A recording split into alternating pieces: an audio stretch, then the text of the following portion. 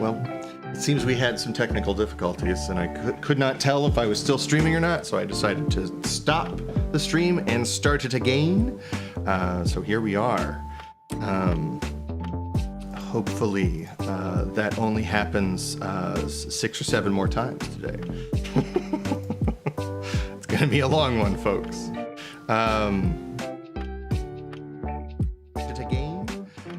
So here we are. Hopefully that only happens out. Hopefully people know they're supposed to come over. It's gonna be a long one. Who's to say? Okay, Anime Boys is on here. At least we have Anime Boys. That is good. Hopefully we do not continue to have problems. Cat or cable? I think it's just my Wi-Fi.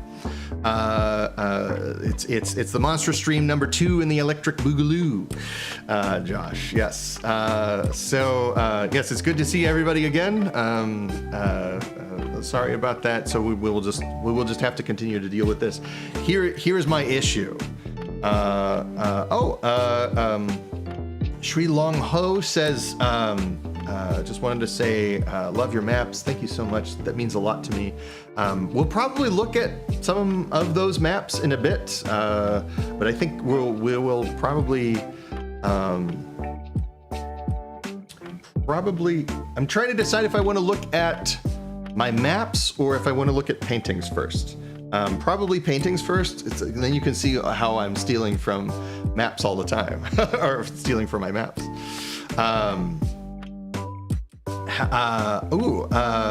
Nikon Nikon Echo asks, how do you design a cat using Monstrous? That's actually a great question. I think one of the things that I would have liked to have put into Monstrous is just like a regular animals section. Like, how do you build kind of like fable animals, and talking animals and that kind of thing. But I think you could probably use our bug core to get pretty close to it. So our bug core is all about this kind of Kafka-esque existence of bugs who carry out these tasks and live within this ceaseless hierarchy, and just kind of never really want a life outside of that, and can't imagine kind of falling out of that system. And so I think that's how I would go about it. So like the question then is like, what is the job of a cat, or what is our assumption about what the job of a cat is, right? I think it is sort of anarchy via hedonism, right? It is to demonstrate that the emperor has no clothes by lounging around naked all the time, right? It is like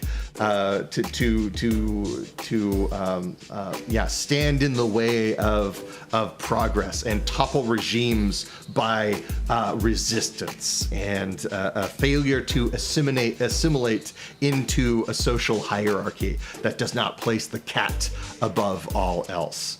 I think that is probably how I would use Monstrous to do that. So great question. I could not figure out how to get the original stream going again, and I know that's a bummer that we're gonna have to have like links to different streams and everything, but like, you know, I was doing everything I could on my end to fix it. So we might just have to keep jumping over to different links. These things happen, and unfortunately, I can't just keep reusing the same web address. So if you want to be informed about any other stream outages and new links to different streams that happen today, feel free to hit that bell. and it will inform you every time I go live. Bendik Nilsson says, what sparked your interest in game development, bookmaking, whatever it is you do? It was kind of a reaction. That's a great question. It was kind of a reaction to, here, let me show you.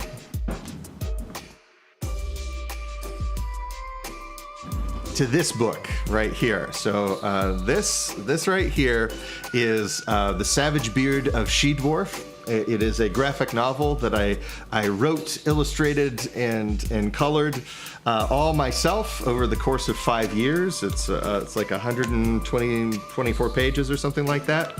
It is about the last dwarf in the world on a quest to discover what happened to her people, and I worked on this, and it came out in the summer of 2020. And if you remember where you were in the summer of 2020, it was not a particularly, there are many things we can say about the summer of 2020, but it was not a particularly great year to release a book.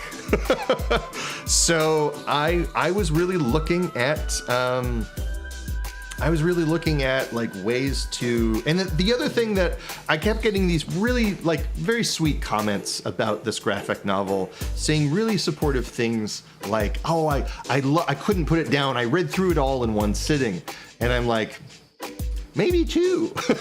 You know, it's like they're saying a nice thing. They were wrapped up. They were captured in the spell of the graphic novel, and they went right through it. And I'm like, it took me like 6 to 10 hours per page to do this over some of the more difficult years of my life. Maybe a little bit slower pace, you actually get some of what I put into this. And when I moved on, what I realized is that nobody ever gets finished with game illustrations, that there's a very different relationship with a game book, that this is something that you come back to over and over again for rules, for practical things, but also for flavor, for inspiration, that people's relationship with game books is much more vibrant and intimate and healthy, I think, than the sort of like consumptive attitude towards comic books, which is like, there's a couple comics that I still reread frequently, but for the most part, like even I don't really read through things at the pace that I would like people to read through my stuff. So I was looking around and thinking about other kinds of challenges that I wanted to take on in my career. That, and another big part of it was I was in my MFA program at the University of Cincinnati, and they did not much care for my illustrations or comics.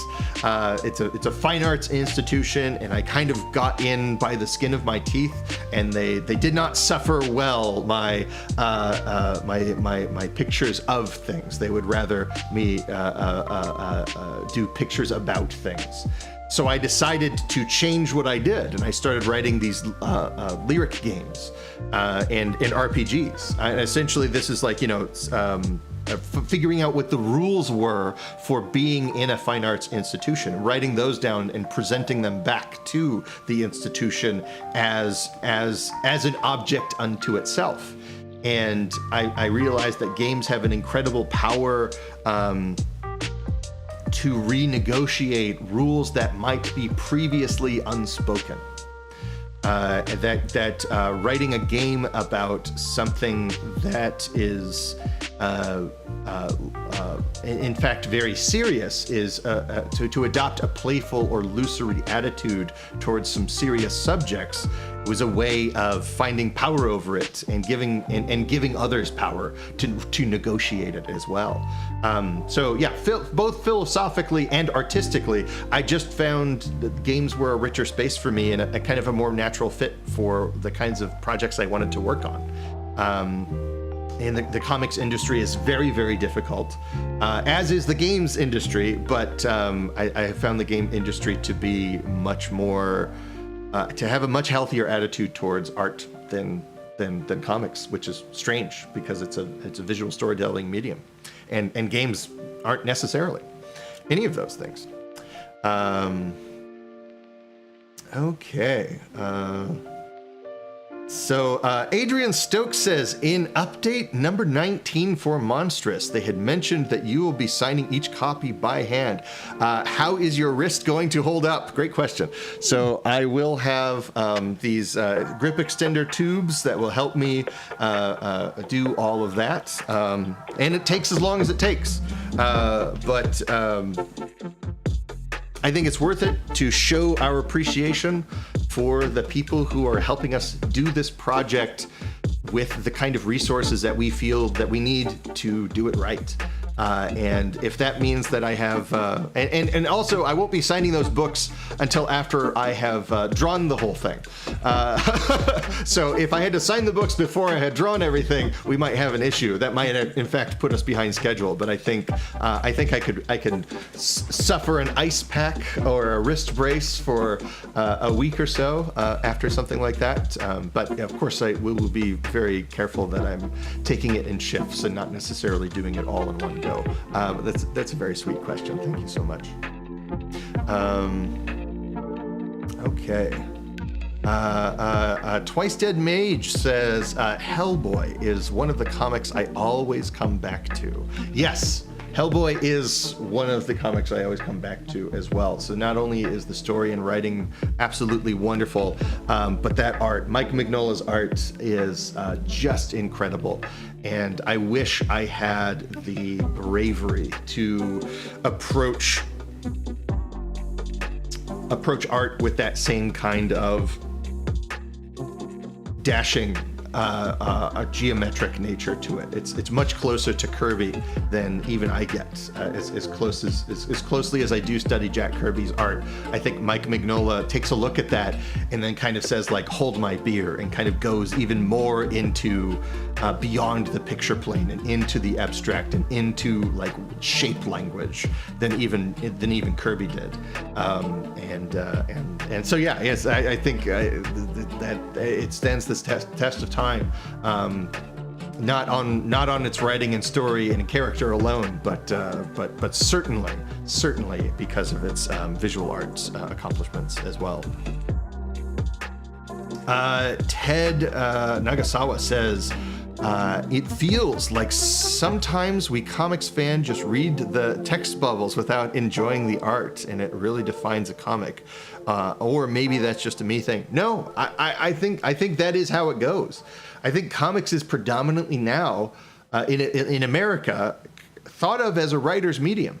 And my experience in my time in the industry, which I spent 10 years at various levels of the comics industry, the writer gets all the credit and the artist gets all the blame. So you will it's kind of like lettering in that sense. Like you only notice it if it's not working.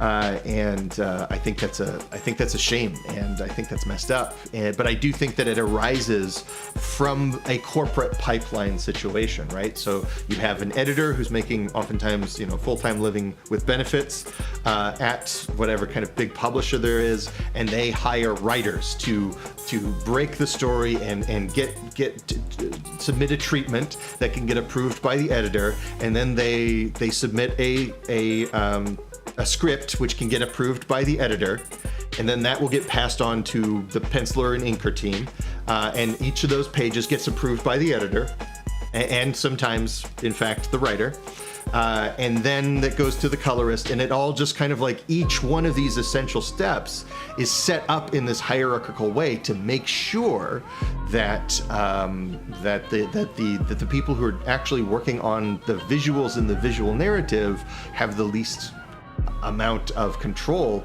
and in fact the least amount of time to do what they're being asked to do.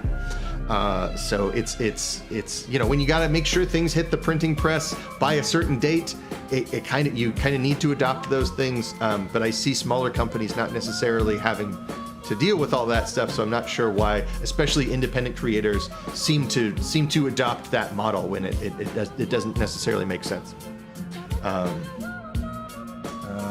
Yes.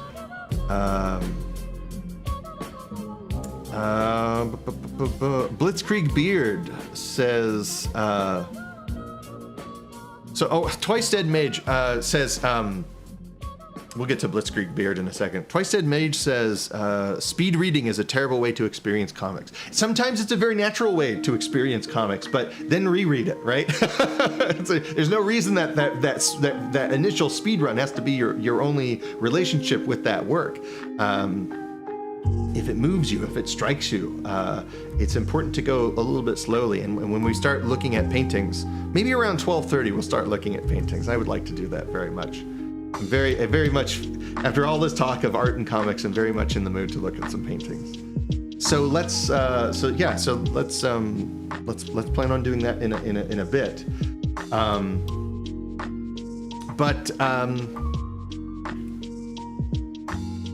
But yeah, it's kind of the way you want to get swept up into the drama, and sometimes that the excitement of your heart dictates the pace of the read. I don't think there's anything wrong with that, unless that's the only read you offer yourself. Blitzkrieg Beard says, would you ever do sci-fi maps? I would love to partner with you for future projects. Love your work. Heart. Thank you so much. That is really kind of you. I am booked for the foreseeable future, and I have several projects I would love to jump into immediately after Monstrous, but there are lots of wonderful cartographers that are popping up all over the place, that are just as good, if not better than I am, and probably better suited to sci-fi as well. But yeah, I think, you know, I think for sci-fi, like if I was going to do a book of sci-fi maps, I would probably do them in ASCII. I have a video about that from like 2 years ago, and I think like embracing sort of the cassette punk materiality of kind of like a crappy printout paper with ASCII maps, I think would be really fun to do, versus sort of the more illustrative style for that kind of stuff. So yeah, in my heart, the things that I enjoy drawing don't have a lot of hard edges on them.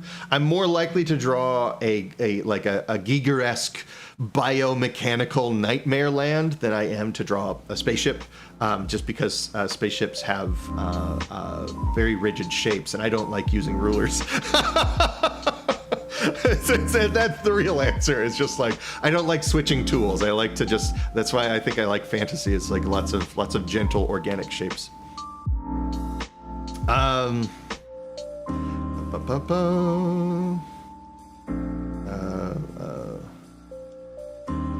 Yes. What? Oh, I love all the comics talk. What wonderful conversation. What a lovely conversation we're having today. Ashtray J says, how do you push through the anxiety and self-doubt when it comes to creating?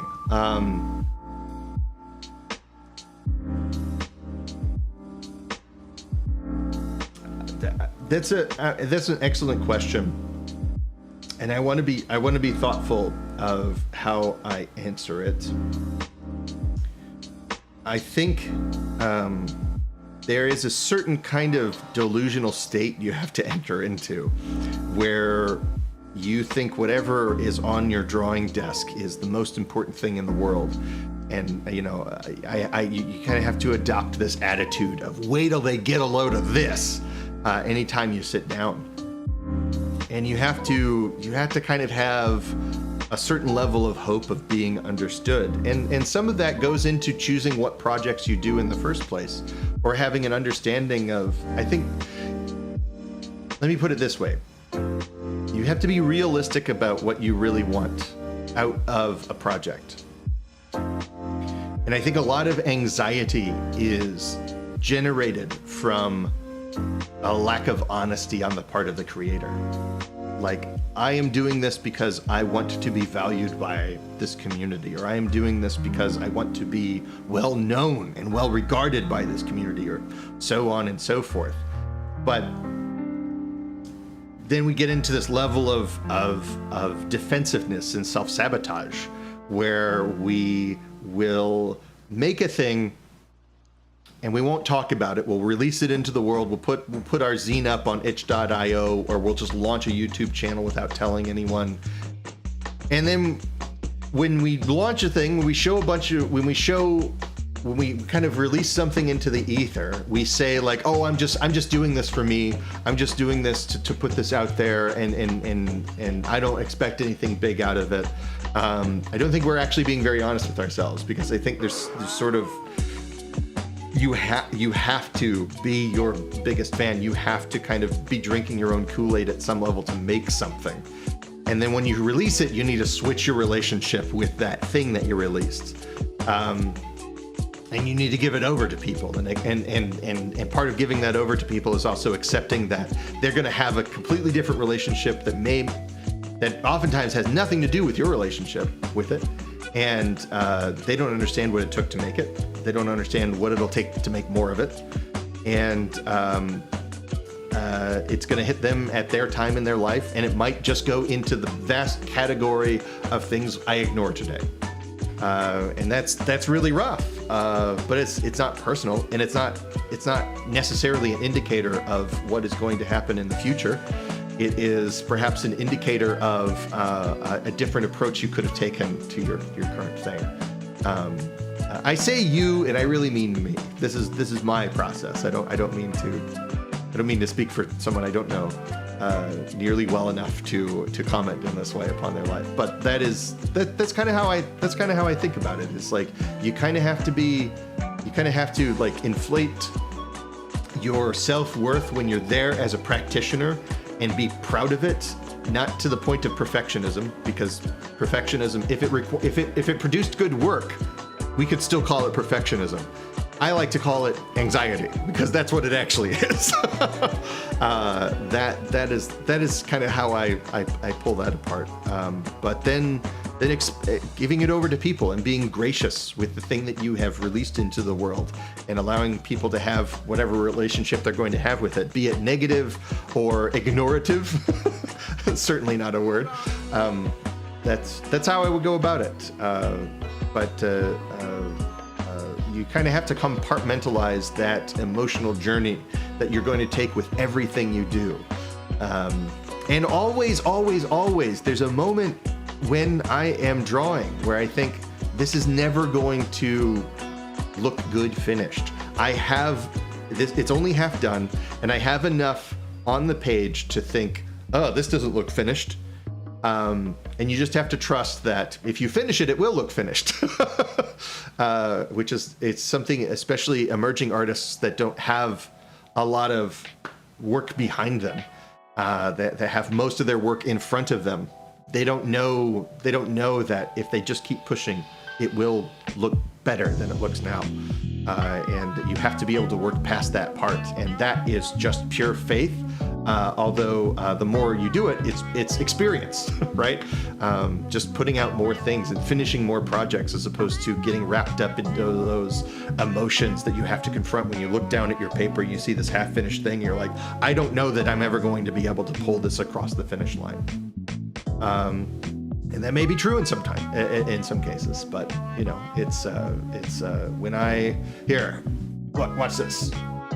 When I prick this, if I was to rip out a page from this, right? If I pinch this and I'm tugging on it, I don't feel anything, right? This is not me. This is a separate thing from me, and I am a rich and holistic thing. I derive my value and joy from many things in life, not just what I do for a living, and not just what I do for fun, but from the family that I have, and the friends that I keep, and the games that I play, and the wonderful fresh air that I take in, right? It becomes far less dire when you don't put all of your hope onto the culmination of a single project like that. But it can be very difficult when you're at the beginning of your artistic journey and you're really, really hoping that the thing you're working really, really hard on is going to get you out of a bad employment situation that is digging into your life and your time and your energy to do the thing that you actually want to do. That is a different kind of despair that is much more insidious. And I think sometimes that's kind of like what that anxiety and where those stakes really come from is the hope that this will be your ticket out of a life that you do not enjoy. And that's a very different thing. Isn't that right, Lofi? He's being very patient with me today, which makes me nervous. It's quiet. Too quiet.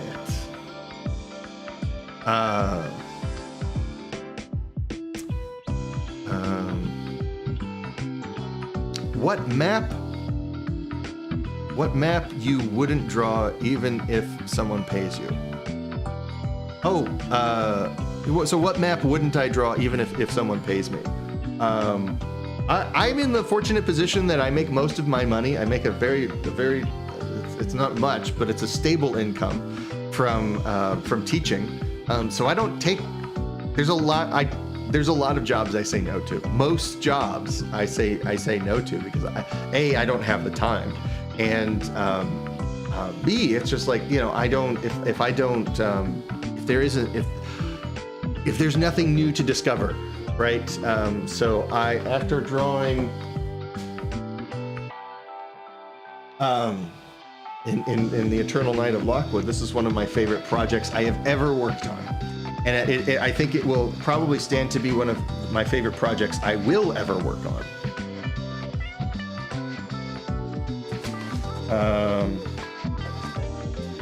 Let me see here. Let me look for...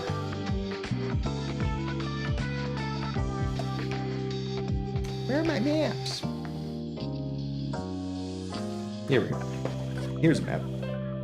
This is a sewer in The Eternal Night of Lockwood, and there is literally like piles of human refuse in this kind of like clogged up drain beneath the city, right? That's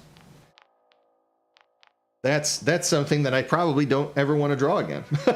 Not because I didn't have fun drawing it, I certainly did, but like I know how that looks, and like how many more tavern rooms can I draw that are going to look all that different than this one, right? Like I'm doing my best to try to pull all of the character and all of the story and all of the experience that I can out of this adventure and put it onto the map to help people run it more successfully.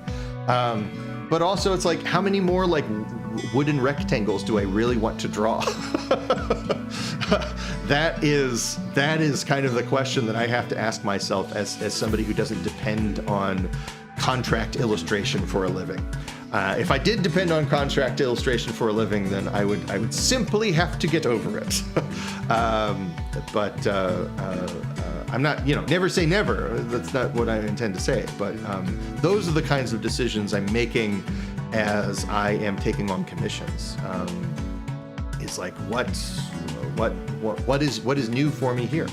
So I hope that answers your question.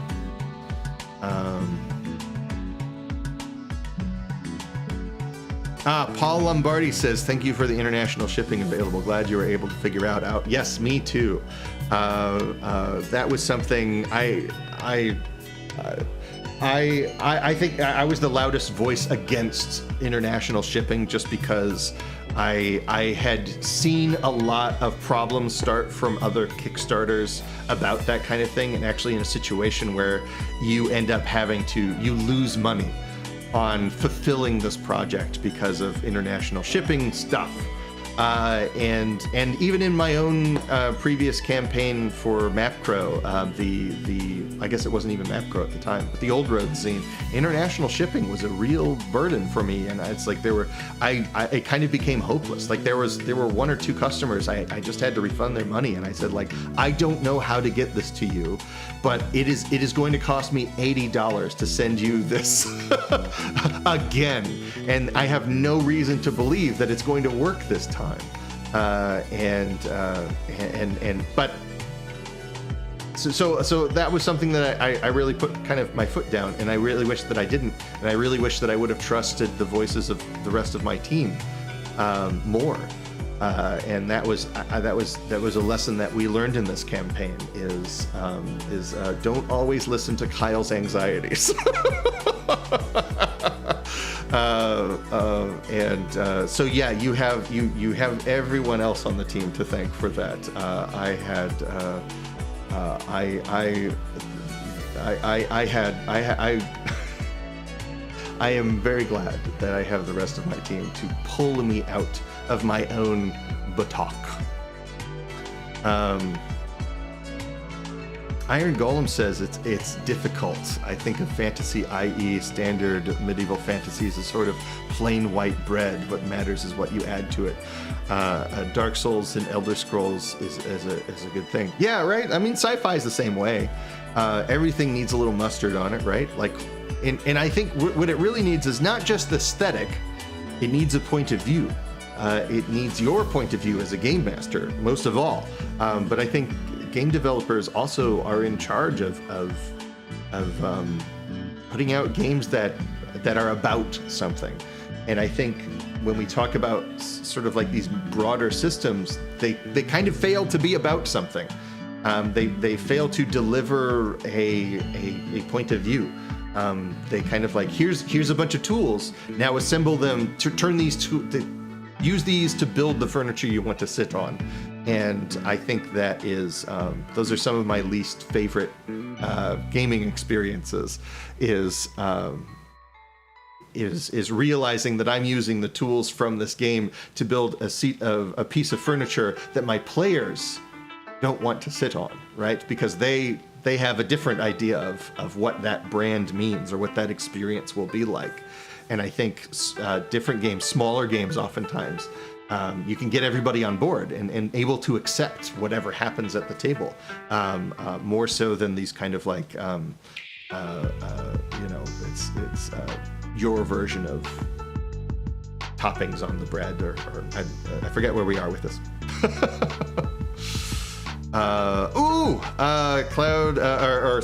Amber just told us that we just hit 95% on Monstrous. Gosh, I love to see that. That is magnificent. That's wonderful. It's great. John Corey. Good to see you, John. Looking forward to talking to you in about an hour and a half. This will be fun to do this, to do what we usually do by ourselves with everybody else. How many times have I played through Baldur's Gate 3? I've only played through Baldur's Gate 3 once, but let me show you this wonderful shirt that my mother got me because she's just so proud of my brother, who is cinematic director on Baldur's Gate 3 at Larian. And I also, through sheer nepotism, was also able to be a storyboard artist on that project. But my mom was just so happy with both of us that she bought everyone in the family Baldur's Gate 3 t-shirts from Amazon.com. So look at this amazing Baldur's Gate t-shirt. Baldur Gate 3 with a piece of clip art. This is a generic... This is a generic t-shirt that is not approved by Larian in any way, has nothing to do with the video game or the people that worked on it. And it's like, it made us all so happy. Both of my brothers, when she found out that this was a generic t-shirt that she was misled to buy on Amazon.com, she felt like, oh well, you can take it back and I'll get you a real shirt. And we were all like, no, we like this one. This means more to us than having like the legitimate brand, because that is the story of our family, right? Like I'm feeling very moved suddenly by this funny story about this t-shirt, but my parents have always been really supportive about all of the weird stuff that me and my brothers have been into, and against all odds, they have never understood very much about the comics that I've been interested in making. Never really played too many of the games that I made. Don't really actively tried to tell us not to play video games and these things, right? Like but they all were always very supportive, and they were always very like, I don't understand this, but I think you should keep doing it if that's what you want to do. And I find myself enormously charmed and fortunate to have had them as part of my life. And I think, you know, as funny as it is, there's also part of this that really says something about my mom to me, which is I don't understand what you're doing, but I am so happy you're doing it. And that's why I wanted to wear this shirt on this stream today. So I hope that's not too sappy and saccharine, but there you go.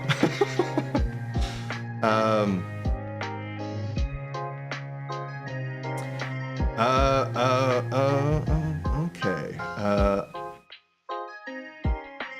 Oh, David H is like, hopefully you don't lose any money on these projects and pledges and campaigns that everybody's involved in making it profitable. No,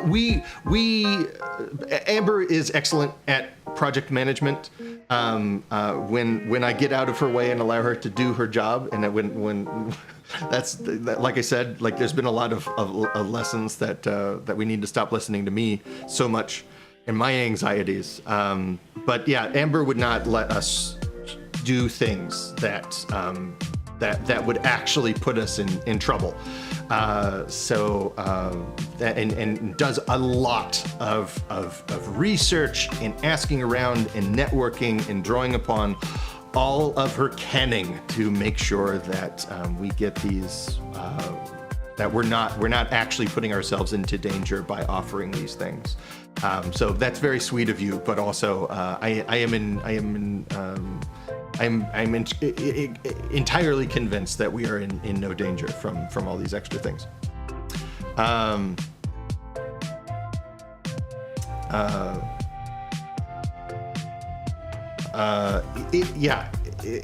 This project would not be possible without the rest of my team, and I am just so thankful that we all met.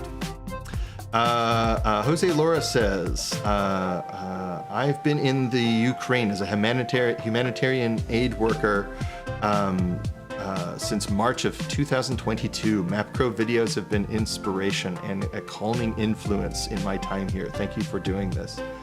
That means so much to me. That's wonderful. That's very kind of you to say that, and I think we all have stories about that, about people who were there for. I mean, really, like, you know, I was talking before the stream went down earlier. I was talking about this Kate Sheridan, and you know, Kate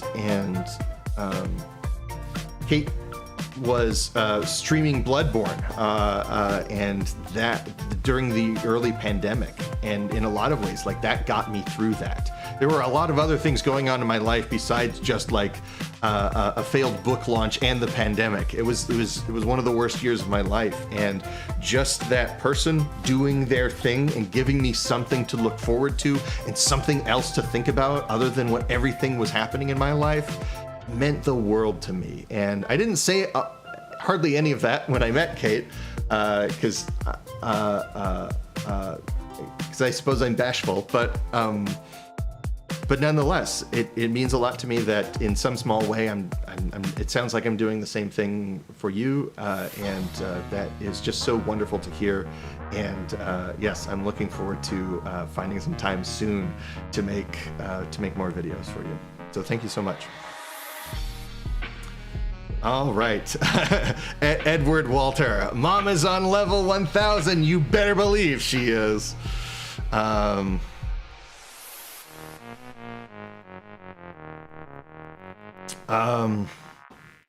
Adrian Stokes says, I obviously must love Monstrous and all the work that's going on in it, but I can't wait to get more uploads from you. Random tables, anyone? Yes. So there's going to be lots of random tables kind of coming out for Monstrous, just like what are some of the other things that we're doing. Although even if you're not talking about Monstrous, like if you're talking about this bad boy right here, if you're talking about the agnostic, it was really funny because like this book is mostly just a bunch of random tables that Kenny and I wrote, and turning like stacks of books into random tables to plan out an adventure, right? This was a really important project for Kenny and I work on, because it couldn't have happened without Monstrous. Not only was it kind of the first major collaboration that the two of us have undergone, but also our ideas about what makes a good system agnostic tool came from Monstrous before it became agnostic. And we're gonna look at paintings in a second here, but let me finish this thought. But then, after completing this project, I think that poured back into Monstrous. So like taking a quick break from working on Monstrous to like put out that zine really kind of we realized what the voice of Monstrous was after that point, and I think it kind of like we understood a lot more about the project and each other as creators after that. So yes, I'm looking forward to both all the random tables in Monstrous and all of the random nonsense that we all get into afterwards.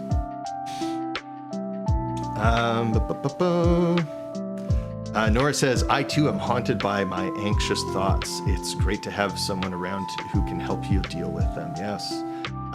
Yeah, that's what it's about. Sharing the load and recognizing that you're not by yourself.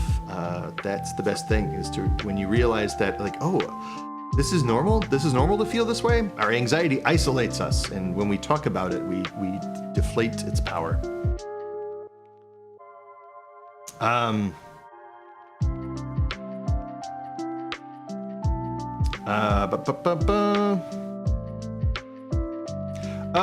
So Hive Indicator is asking, is the PDF, the PDF is form fillable and alt text isn't a stretch goal?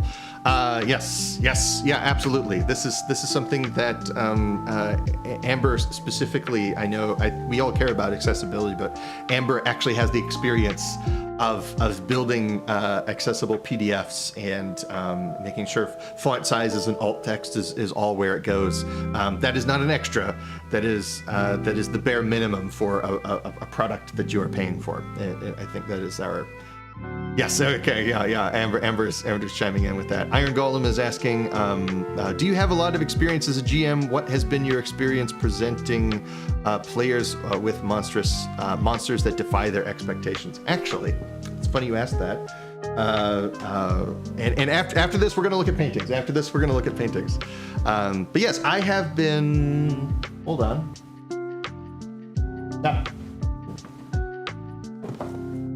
We're going to take a closer look at this book later on today, but this was my first RPG that I ever played, I ever GM'd in. This is our Talsorian's Dragon Ball Z, the adventure game. And this was published before the Frieza saga had finished on Cartoon Network, so we didn't know how things were ending. Everything was still very much up in the air, and it's a wonderful, beautiful book that brings me so much joy to look at. But this was back in middle school, so this would have been the mid-90s. Late to mid 90s when I was a GM. I've been doing it for an awful long time, and that's one of the reasons why, as much as I love fantasy, like I don't think of TTRPGs as primarily a Dungeons and Dragons default. And I think a lot of people that grew up around my time, it's like there was a kind of like I started playing RPGs and GMing at an all-time low for where Dungeons and Dragons was, and it really wasn't until 5th edition that it kind of became the default again, that it kind of was in the 80s. So yeah. But what do I do? This has nothing to do with monsters, not really, even though I put lots of monsters in my games because I love monsters.